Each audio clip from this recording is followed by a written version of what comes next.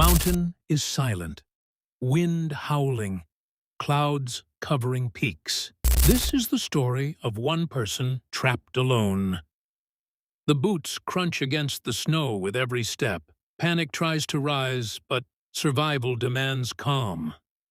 The trail is gone, only surviving the night. Fingers numb, face burning from cold. For now, the storm is outside.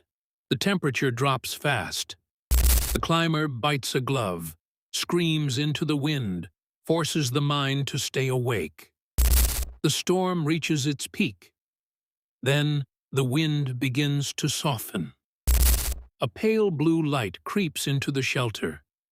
Lifted from mountain, survives. Sometimes survival isn't about strength. It's about not giving up when everything tells you to sleep forever.